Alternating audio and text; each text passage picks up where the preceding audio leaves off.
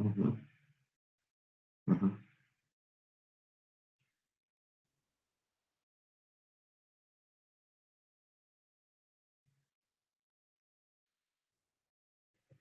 Sounds more like denial, though. But yeah, I follow it.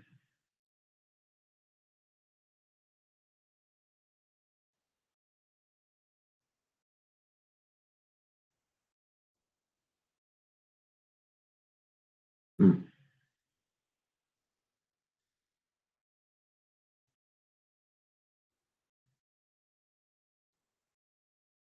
Yeah, yeah, yeah. That is.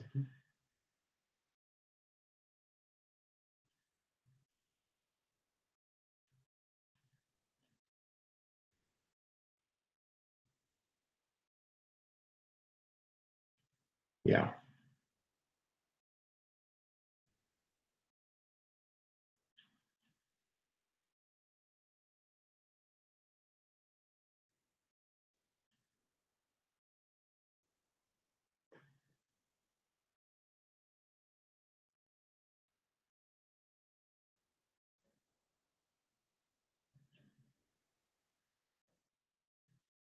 yeah,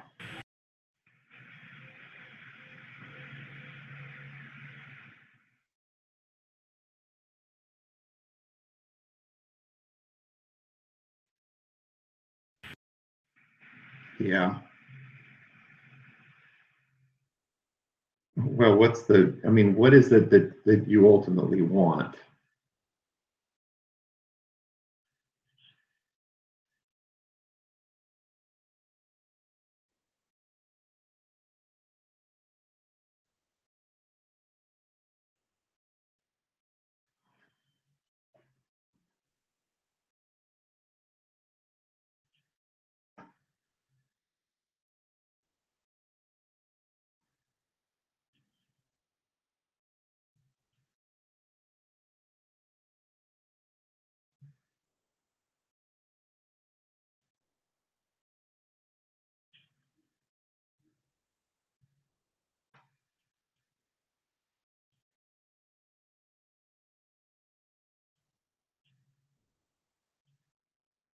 Yeah,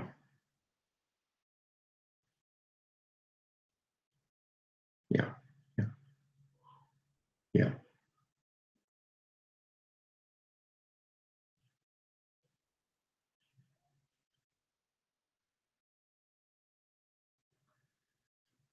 So it's not. And that's a lot more reasonable than saying we want a title, three, somewhere between title 3 and 9, and we want to go all the way up, the Supreme Court, and we want this to be a poster child case for all to see. I mean, it's not like you're asking for the globe either.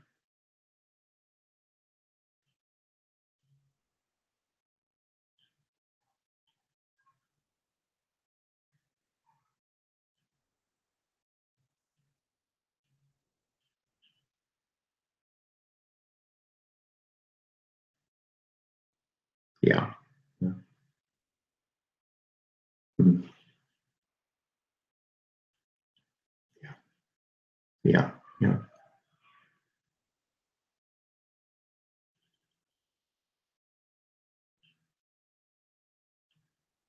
Right. Right.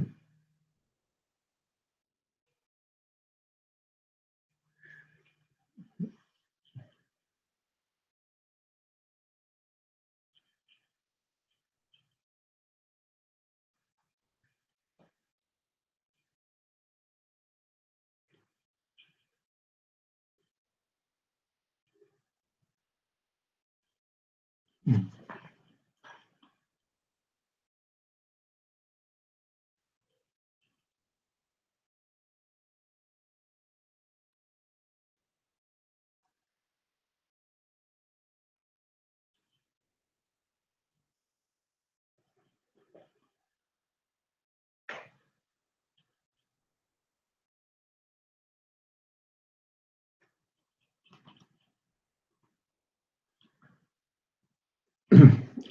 I liked what you sent me on text today. I think it's, you know, it's a lot more detailed and replete with the right language than you might think it is. You keep thinking you're missing something. I keep thinking it sounds like an attorney wrote it because you're doing such a good job with it. But what I'm wondering is the only thing. The one thing that they look for maybe at the end, the only thing I guess I could add is after you say all of that is saying what we really want, what we're really asking for at the end of the day is we just want X, Y, and Z. That's all. And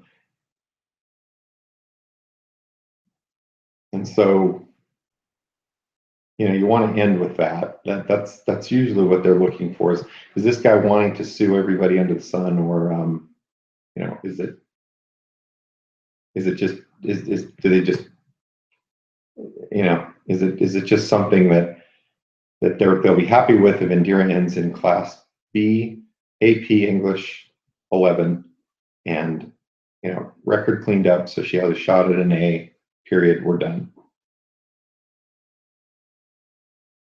Because then there's a way out. There's a way out for the principal and everybody else to save face in their pride, still give you what they want, but have learned a lesson that you don't mess with the group does, and don't do this again. And maybe you don't want to give him that out, but it is a merciful out.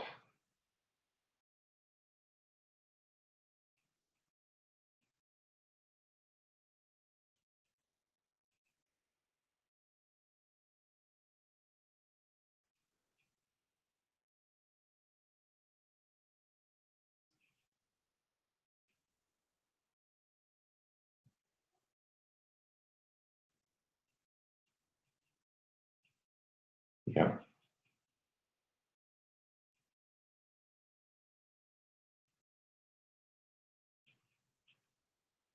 Yeah. Yeah.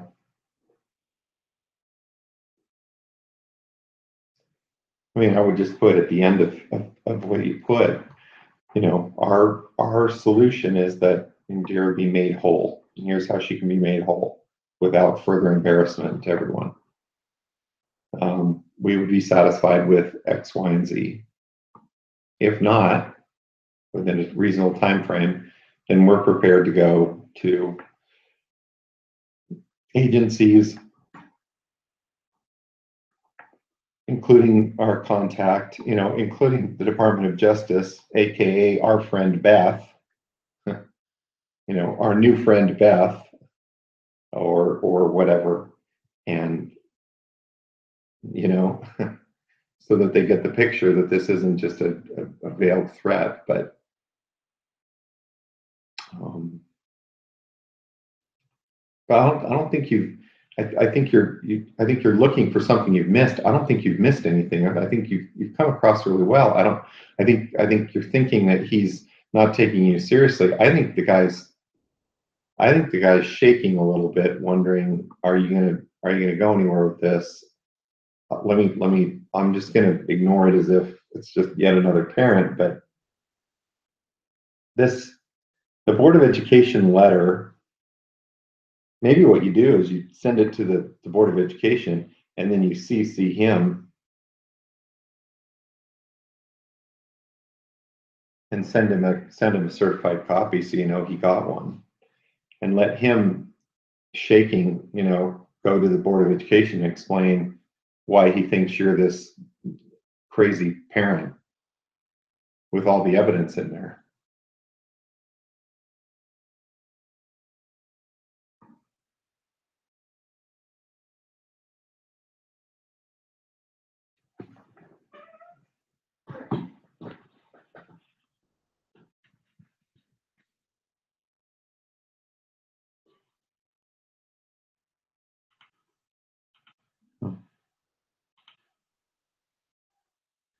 Oh, I don't think you have to. You have no duty to CC him. Screw him. They'll come to him. There's no process. They were the ones that screwed up on the process. They put nothing in there. please contact your, hopefully you'll never have a complaint. They were the ones that made up policy 1230, which says the best way to resolve your complaints are to go to your local janitor, janitor's assistant, then your cafeteria lady, and then your teacher, your principal, your assistant superintendent, your superintendent. And then maybe if you're still being a douchebag, then please come to the Board of Education and we'll try really hard to ignore you too. They're the ones that did that. So you're just not going to take their guff. You're going to send them a certified copy and in that certified copy, you should say, if you guys aren't going to listen to us, then I guess we have to up level it to the Department of Justice, aka our friend Beth. My Georgetown colleague Adam Beck, who still works there, unquote, and take it to that level, I guess, because you guys aren't listening to me. I'm sick of my daughter's getting hurt here, and you guys don't care.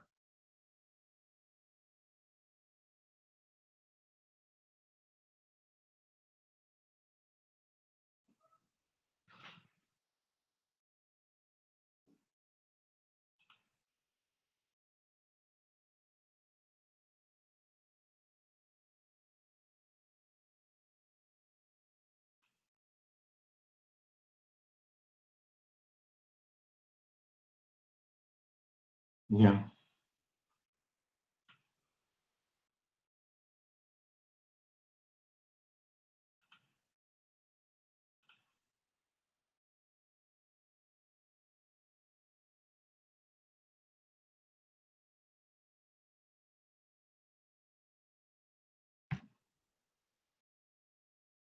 Yeah.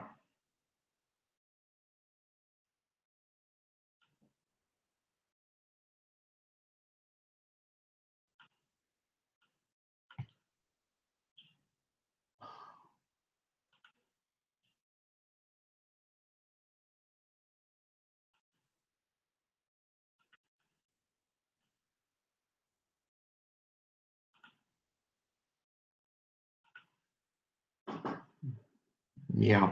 Yeah. Yeah.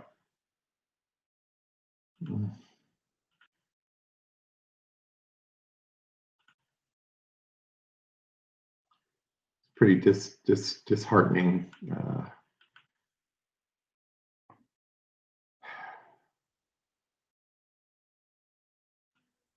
If your daughter can't do it, I mean, with her grades, I mean, where's the hope for the rest of us?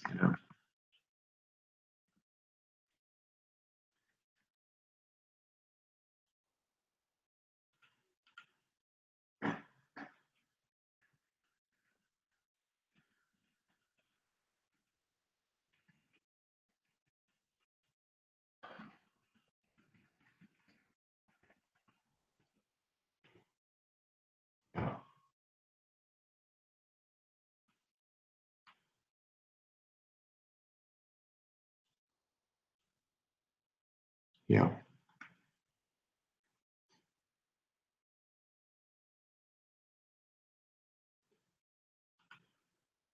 Mm.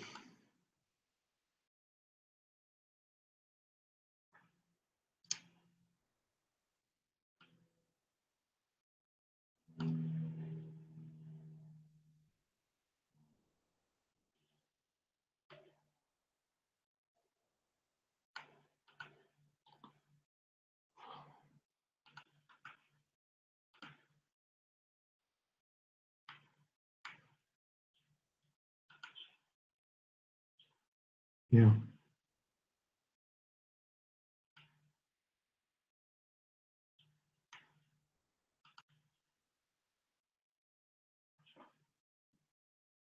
Mm-hmm. Yeah.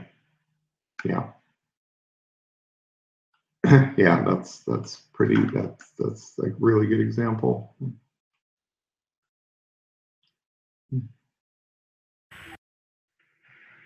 Yeah.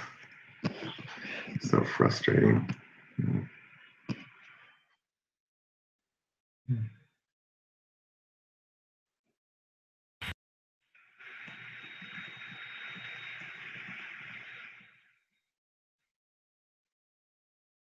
They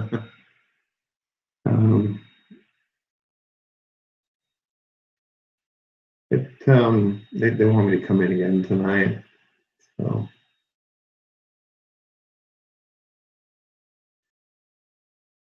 yeah, they messed up the the results a little bit. So tonight I got to go in again.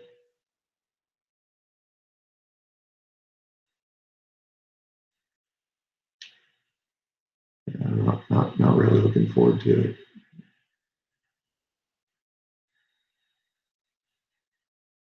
Yeah. Yeah. But, but let me know how it goes. I gotta get on a call here. So let me know. I mean, if you want me to look at something or whatnot, just let me know.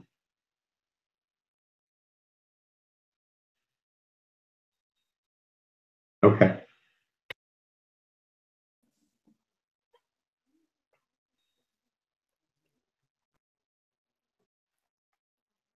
Hello.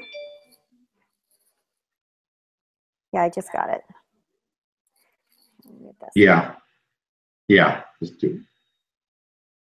Yeah, I'd say the email chain. Yeah.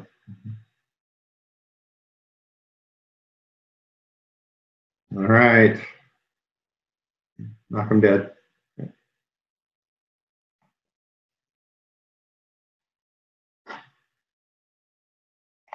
Hey, everybody. Hello. You all hear me okay? Yes. Yeah, I muted myself. Okay. Loud and clear. Okay, good. Looks like we got Jennifer and Peter. There's you. Stephanie, got you there.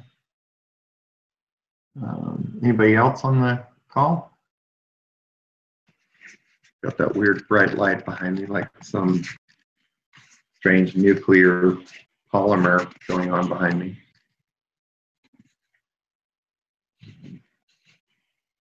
Sorry about that.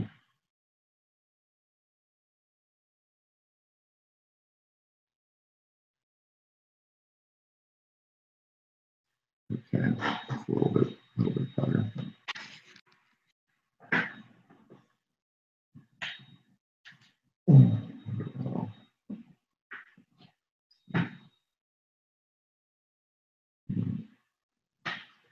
Not too bad. Hey, so how did the exam and appeal turn out? Anybody ready to get pitchforks and torches and come see my house? No, I was thrilled. Mine went okay. When I got to the answers, I'm like, now I feel stupid. I feel stupid arguing. Okay, motion to dismiss. Yeah, no, I argued away, and it worked in my favor, so it was good. Okay, good for you.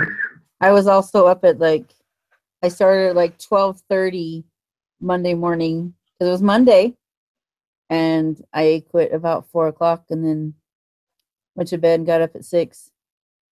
So I'm like, okay, that's another reason for motion to dismiss. Okay, I'm done. All good. Yeah, gotta get your rest too. But sometimes it's easier if you just take the 4 points and run. How about you, Peter? Any thoughts there? Looks like you're looking at me like you're ready to put Steve Buscemi lipstick on and run after me.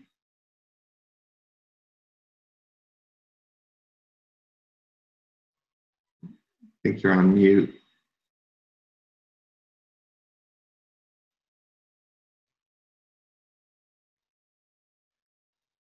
I think I'm seeing the same picture of Peter, like I think he's freeze frame. Sorry, are you talking to me? I couldn't really tell. Yeah, it's probably hard to hear me. I've got kids here too, so I'm trying to close as many doors as I can. But how did the exam go for you? I did pretty well on it, but I had a very good time appealing to the questions. I remember one specifically where I noticed there was an error in one of the answers, and I asked for a mistrial to happen. Okay, good for you. I'm doing that. I mean, I had some fun really trying to get my point across. I mean, like you said in your discussion, try to make it 2 + 2 = 5. I mean, yeah, convince you. Good for you. Yeah, let's change the law. That's good arguing. Yeah, I did notice in yours you had some really good argument. All three of you had some good points.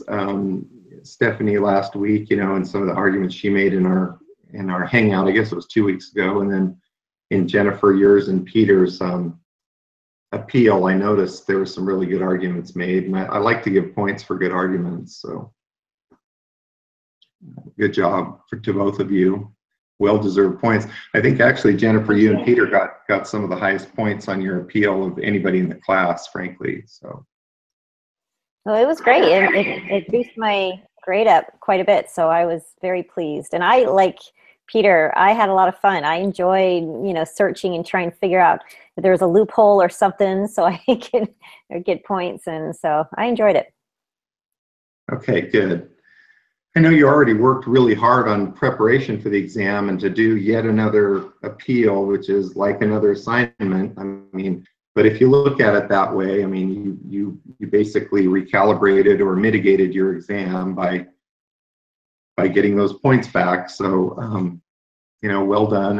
And if you still think it's unfair or whatnot, I'm all ears to figure out how to make it better and try to make sure that you feel like it's fair, because I think the exams, the way that they're created, are not very fair for this class. They're very, you can tell just the subtlety of the language. It sometimes hinges on 1 or 2 words, and that's just the way it was created. It's like we got Kelton here. Is that Chewbacca, the image on the screen there? Can't tell. So I think I went back and changed and then got it wrong. But because I did see one word and I'm like, oh, well, it makes it this answer, but it really didn't. Okay. Yeah. Yeah. But one problem in particular that some people struggle with is the one, the Idaho law that the legislature hands down. It says any snowmobile that it says something like any snowmobile driven into someone else's property that causes damage will be subject to damages and injury penalties. And then the fact scenario is, well, what about if Kelton or Peter isn't on their snowmobile, they fall off their snowmobile, but somehow the accelerator's still on and it's unmanned and it goes into somebody's living room.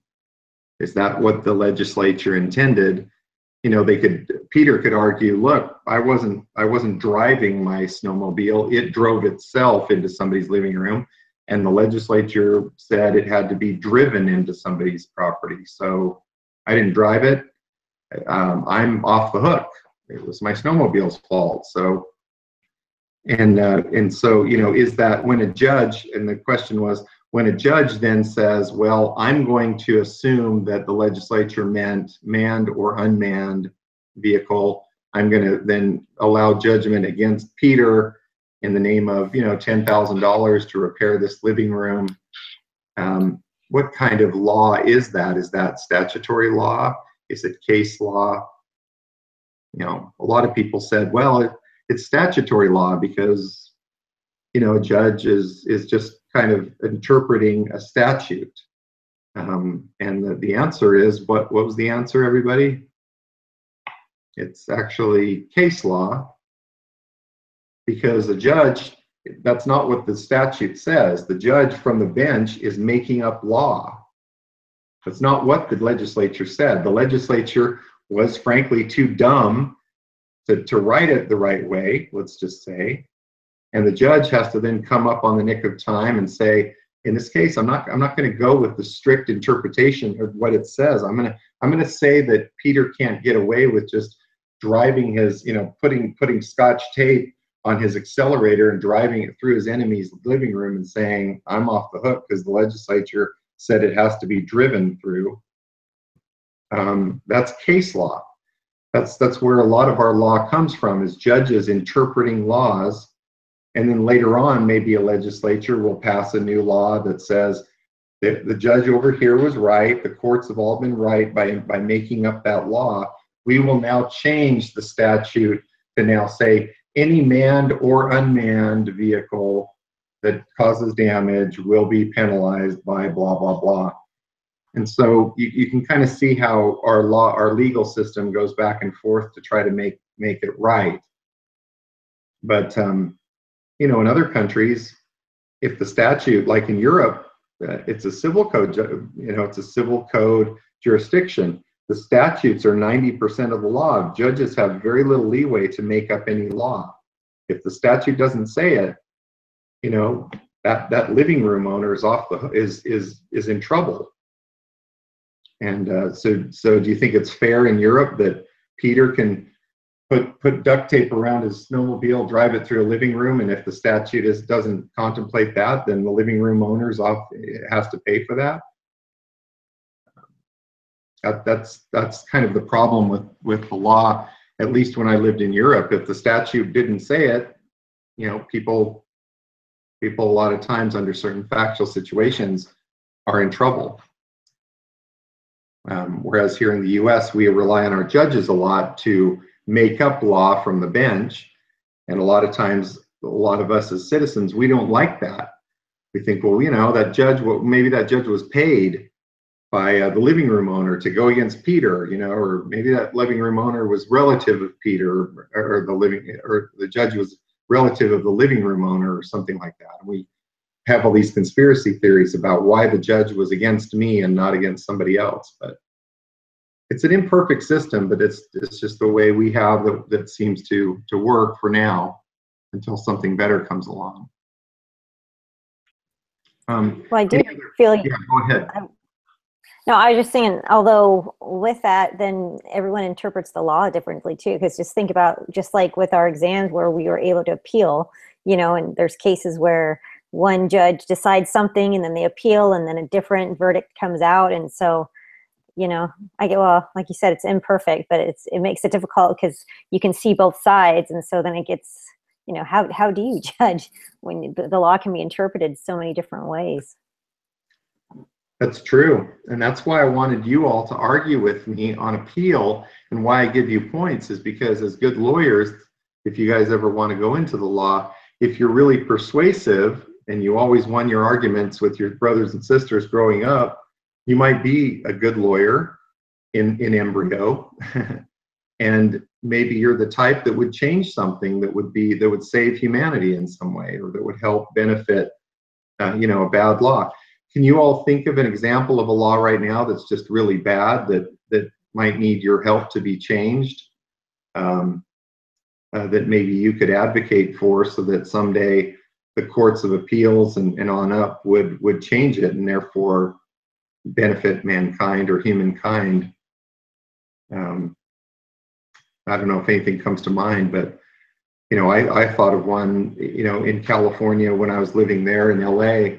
For years, they would charge women, you know, $100 for a simple haircut, and men, you know, $10. Or women, they would charge by the pleat, and men by the pleat. And of course, men's pants have 2 pleats, and women's dresses have, you know, 100 pleats.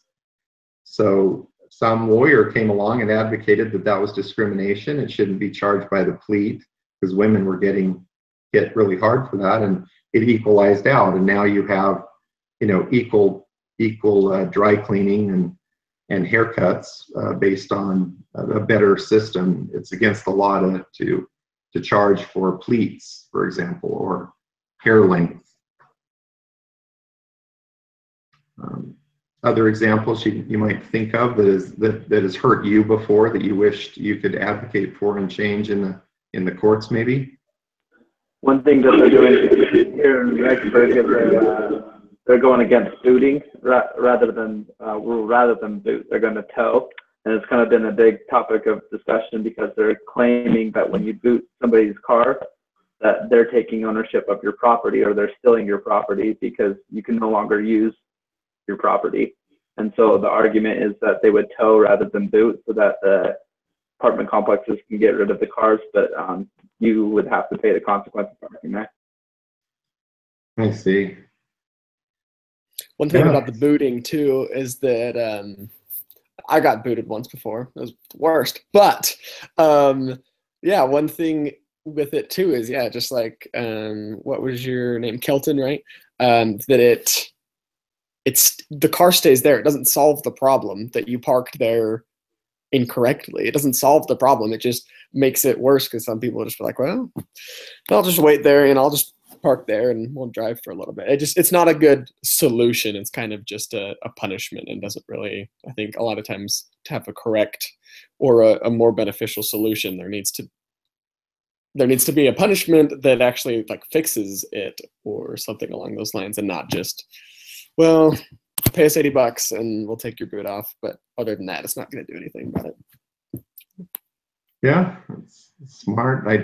I know with some towing, it hurts some cars because they don't quite get the right tires, the ones that have to spin, and so they ruin differentials and things. So they chose to do booting instead, so they don't move a car that then ends up being damaged, and they end up suing the towing company for moving it.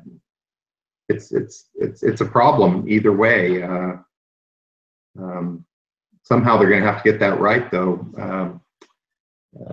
I think both Weston and Kelton make compelling arguments, and I want you guys on your exam, even if you don't get it right, to argue with me and say, this is why, I think you're up in the night, Brother Christensen. You say I'm wrong on my exam question, but I really think, Snoopy and Charlie Brown, whatever the question was, should have been able to do that. And I'll give you points, because I think if your argument's strong and you're not making up some stupid argument, but something that you really believe in, I'll give you points for it. I think it's the important part is that you're arguing for yourself. I think with law too, people are never going to be, you can pass all of the right laws and all the things, but people are never going to be happy. There's always going to be someone, or there's always going to be some group. People have their own agendas. You're never going to get the perfect law, because people are just going to have their own opinions about it. So whether, like you said, whether it's booting or towing, or something's got to be done, but no one's going to be happy with any of them. It's so true. It's so true what you said, Weston, and I'll point Weston out. Weston got the highest score on the exam in our class, by the way. So kudos to Weston. He just absolutely aced it. If this were a bell curve class, you guys would all be lynching Weston, by the way. That's why it's not. But it's not. So don't lynch him, because everybody gets an A. If you all earn an A, you get an A. I'm going to give all you A's. I don't care. Some classes bell curve it. I don't. If you all get A's, you all get A's. If you're all getting F's, I'm going to try to find a way to get you up, though, because I don't believe in that either.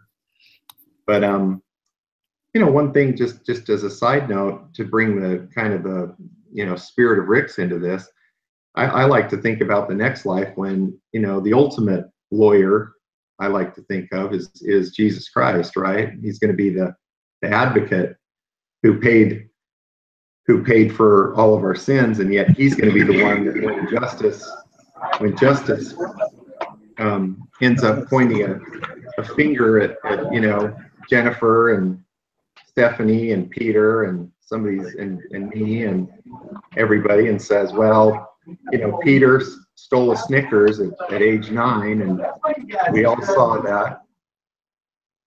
And I'm talking about myself, actually. I stole a Snickers at 9. My dad took me by the scruff of the neck, made me pay it back, and basically barf up the Snickers to the store owner and pay it back, and say I was sorry about 18 times before so I'd never do it again.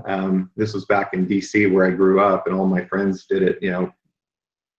I was the only white kid in my circle of friends. We all did it, and boy, I was never going to do that again. But that one Snickers, that was my imperfection. I'd never make it to heaven with just that one stolen Snickers, ever. And so here comes Christ, pays for all of our sins and atones for it. He goes to the next, we all go to the next life, and here comes the perfect defense attorney who, when justice looks at me and says, you stole that Snickers at plus the 18 billion other things you did, Christ is going to be the one to say, yeah, but let's take a look at the videotape. Here he helped people across the street. Right now my calling's a jail minister, so I go into the jails once a week and I help the inmates. Great calling, by the way. Yeah, helping inmates. Do whatever we do. Whatever each of you do. I would be robbed of him, of Dan, Brother Christensen, if he doesn't come with me. And I think to Weston's point, nobody's ever going to be happy. There's going to be plenty of people saying, no, but Brother Christensen, he should be out because, he tripped me or tied my shoelaces together in high school, or we got in a fight when we were in junior high in DC or whatever, and I hate him still. And at the end of the day, Christ is going to make it all right. And somehow in this earth life, we've got to find a way, though, with our imperfect system to make whatever weird laws we have better. And the more corrupt people we have in the law, the worse these laws become. And boy, there's some really ugly ones being passed right now. But the better lawyers that we have, people like you going into the law, and I know maybe some of you don't want to be lawyers, and I get it, but the better lawyers we have going in to change it and to make it better, the better chance we have of being closer to the way God would want our system to operate until Christ comes. So I'll get off my soapbox, but that's really the way I see it right now. Weston, what did you get on the exam?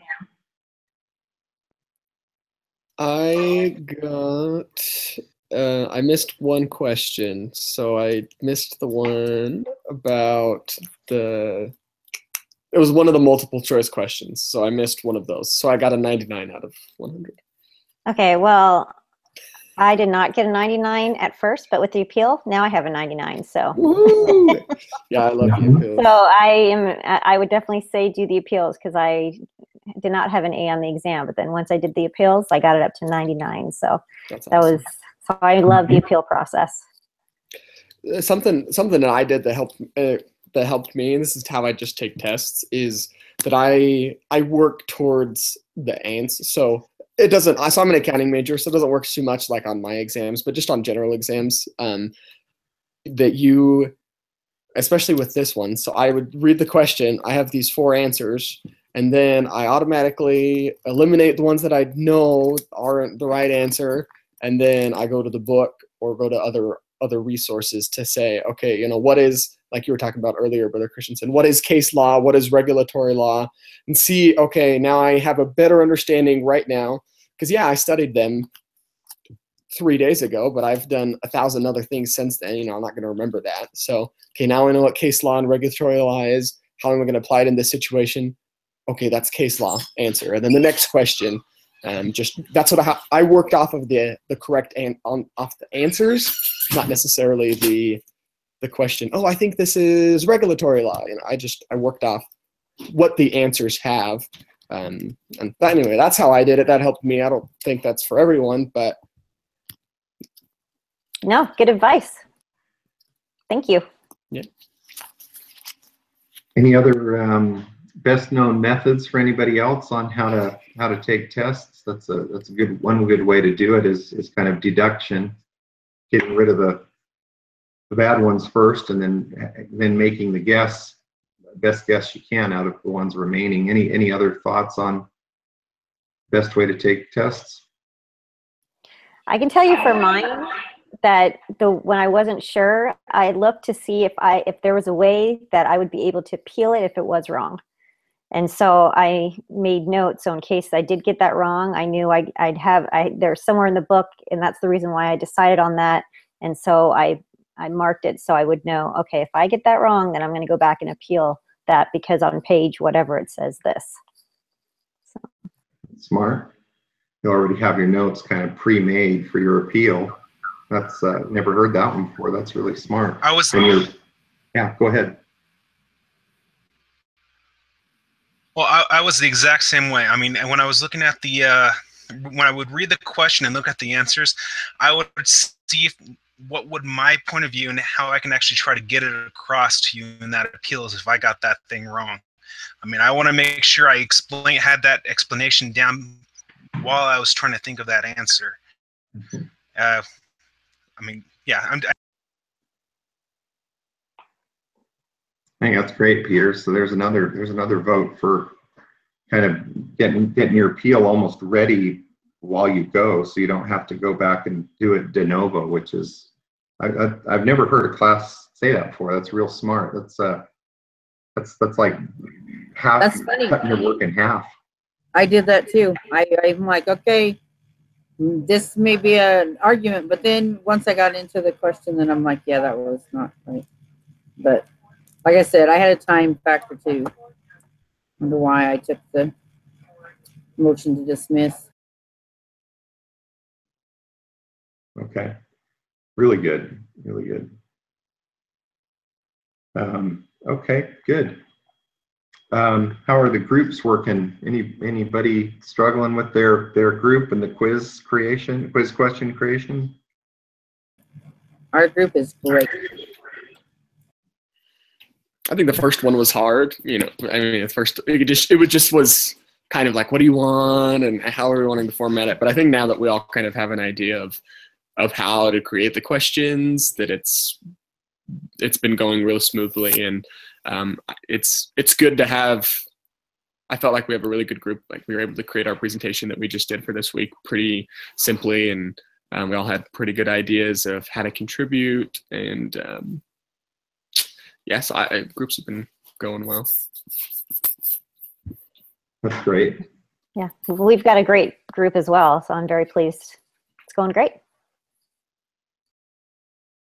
Good. Amicus briefs, any problems with those? Anybody? Is there kind of a length guideline? Because my first one was okay, but these last two have been pretty short, and it's kind of got me worried.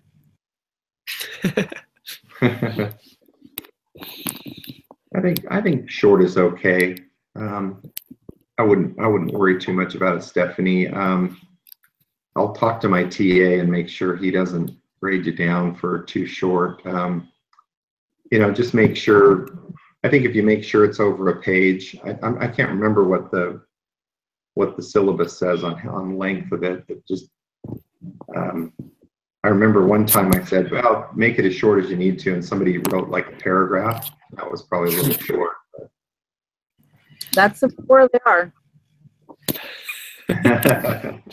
Well, I think of the church, when the church does official statements, a lot of times they're really not drawn out things, but usually they're pretty direct, like 2-3 paragraphs probably, that they focus on exactly what they need to. I don't think they're trying to mince words there. But yeah, I mean, I think a page is reasonable too. But I just maybe we can learn something from the leaders too. But I mean, if you can explain what you can in one paragraph, and it's because I've seen people write, and what they write in one page is content-wise like 3 sentences, but they just spread it out into all of this.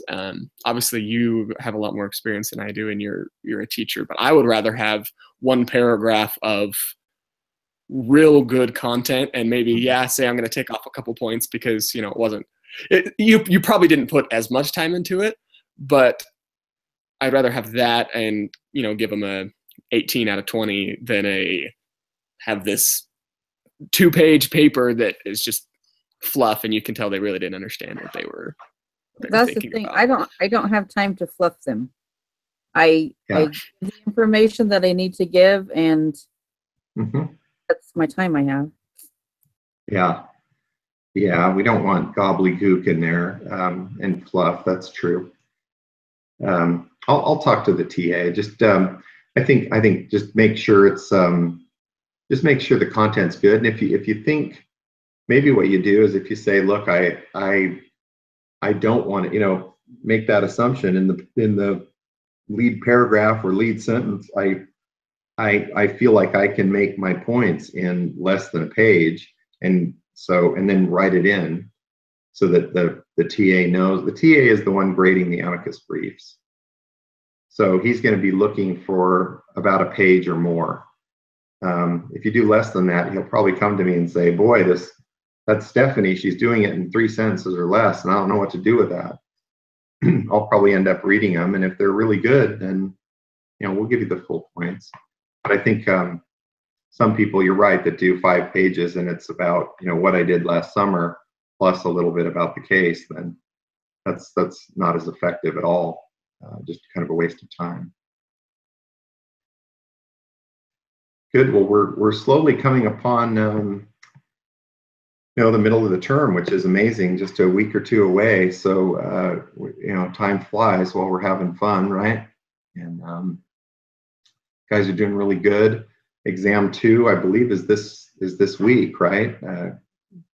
Toward the end here. So a lot of contracts. We're going to be doing contracts obviously this week and last week. So luckily this time, I think somebody asked last Hangout we had, boy, we have so many different types of things we have to worry about.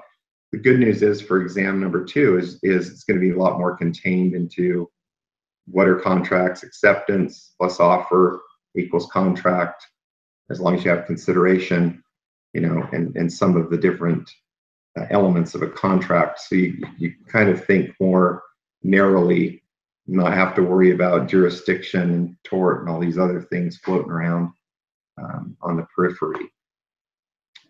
Down the road, you can look forward to intellectual property and antitrust and some of my favorite things, which are really the kind of the cool things that make the law, I think, more interesting than the basics. But you really do need the basics right now. The basics in first year law are going to be your contracts, your constitutional law, property rights, civil procedure, criminal procedure. Those 5 things you study your first year. And after that, you get to take all the cool courses on intellectual property and business creation. We'll spend a week on businesses and organizations. What's the difference between a C Corp, an S Corp, a partnership, a proprietorship? What's a 501c3 nonprofit charity, and why does it, how can it be effective? So all the things that maybe business lawyers or business people want to really know. I focus a lot on that in my corporate taxation class, a lot about like the difference between C Corps and S Corps and all those different things. So I'm excited for that. Okay, yeah, you'll breeze through that part then. It'll probably be just a reiteration of what you've already learned. So, and then, kind of the intellectual property part of it, the patents, copyrights, trademarks, trade secrets, service marks, things that give you legal monopolies to make money or to keep other people from using your ideas. It's kind of a cool thing when the Constitution, one of the first provisions of the Constitution is, we want to allow people to make patents and inventions that other people can't copy. The founding fathers and mothers of our country really wanted to encourage innovation. And so right into our Constitution early on, they wrote it in that for a certain number of years, you're going to be able to monopolize your idea. And is that a good thing when Peter can, charge the rest of us for some hair restoration drug that he comes up with for 17 years, make $1 billion off of it while the rest of us have to pay through the nose for it. But yet that encourages inventors like yourselves to do that, because if we didn't give him that right, maybe we wouldn't be as inventive as we are. And but what happens when India, who last year pirated $74 billion worth of our pharmaceuticals, didn't pay a dime to Peter for his inventions? Brazil, who thinks our HIV medications it's more important for them to pirate them and save the lives of their Brazilian citizens, more important that they pirate that and reverse engineer it than pay us for it when people in their country are dying. So at what point is it more important in people's lives than paying some greedy inventor who just happened to come up with a cool idea that he patented? So a lot of cool ideas, but a lot of things again on the fringe that lawyers have to deal with and be interested in. Are you going to advocate for the inventor or for the people that are trying to get around the invention to be able to save lives or to move society ahead? So that you get to look forward to in the coming weeks, and it should be a fun course for you. I hope you guys are keeping your head above water with all your other classes too. Any other questions or comments? If not, I'll give you back some time. I think we spent we're almost to the half an hour. Of course, we started a little bit late, but if there's any other questions, I'm happy to answer them.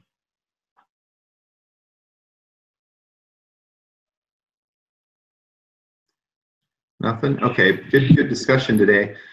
I'll post the recording, and next week I'm going to be with my family in California, but I'll try to hold a session as well. So we'll figure out a time that works for people. All right? All Thank right. you. Sounds good. Thank you. Okay. Have a good night, everybody. Thank you. You too. Thank you.